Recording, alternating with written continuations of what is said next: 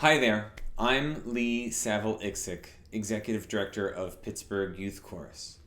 At PYC, we are celebrating the fact that our choral music education programs have been around for 40 years. As we mark this special anniversary, we are also commemorating 10 years of service from our artistic director, Sean Funk. At the end of this season, Sean is going to be transitioning into a lighter role with PYC.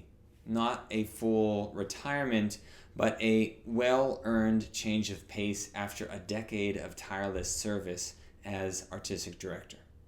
On this Giving Tuesday, we'd like to give you the chance to hear Sean reflect on some of his favorite memories from his time as artistic director. I'd also like to thank you for your support of PYC's GiveBig Pittsburgh campaign and affirm the fact that with so much change occurring, both for PYC and in the world around us, your donation provides assurance that we can continue making our programs accessible and affordable for all families in the Pittsburgh region through our sliding scale tuition assistance program. Thank you. Now, here is Sean Funk speaking about how he came to be in the role of artistic director, memories of his favorite performances, and more.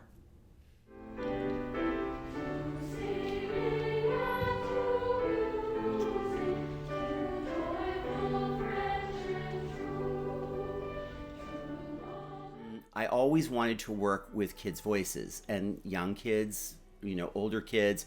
That was always on the docket. And I have, 4 decades plus of doing that, which has been wonderful. This just sort of evolved and it came about organically. One of the most memorable performances is a performance that we gave in the summer of 2015 at the Chautauqua Institute. Through actually our friends at Tripo, we learned that the Chautauqua Symphony was looking for a children's choir, and we eagerly volunteered.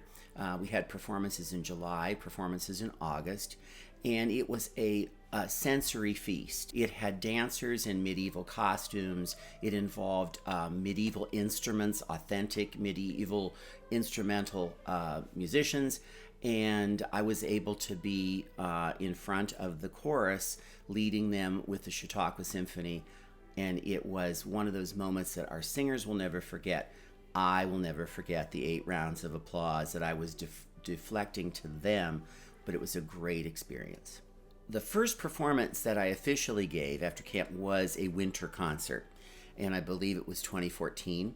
We did title the theme of the concert Give Us Hope around the Jim Papoulis piece by the same title, and I don't think anyone knew that I really was taking that literally to give us hope, but it was a wonderful experience and again, made possible by all the people involved.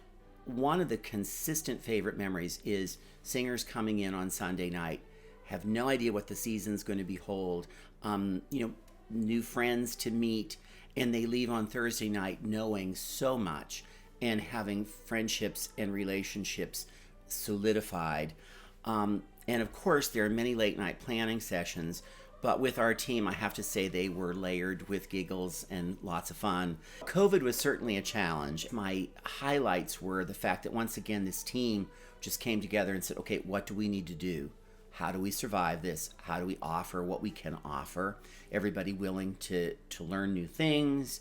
But I think overall, the fact of the virtual choir videos, particularly the Under One Sky, which was sort of the culmination, those were very rewarding, and seeing the kids experience that once it was all completed is a new dimension in their lives. The favorite opera for me, of course, has to be Carmen, because the singers get so much stage time. They sing solos throughout Act 1 and also again in Act 4.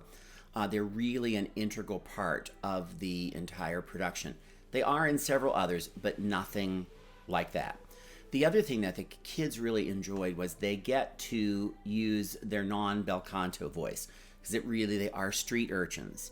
And so working with that and helping them to do that as safely as possible was also a new dimension in their learning.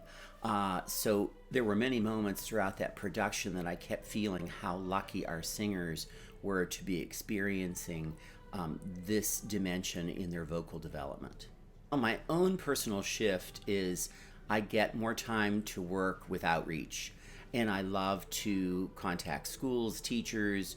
I still get in-person time with students. I get to talk about this organization that I believe in very strongly and have for more than 30 years. And I also will get to continue the inclusive choir, which I've started and is good and growing. And there's so many more directions that we can go with that. I'm looking forward to having a little bit more flexible schedule in terms of some travel, and my wife's retiring soon, and so we're still going to be busy and engaged with our professions, but in a more flexible way. I have relatives around the United States that I don't get to see very often, and so we have some flexibility for that. I do like a week in Florida once in a while on the Gulf side. Madeira Beach is a favorite place for reading and relaxing. And then hopefully we'll get back to Europe again. I have a lot of things on my bucket list there, places I've been, but places I want to go. So in time.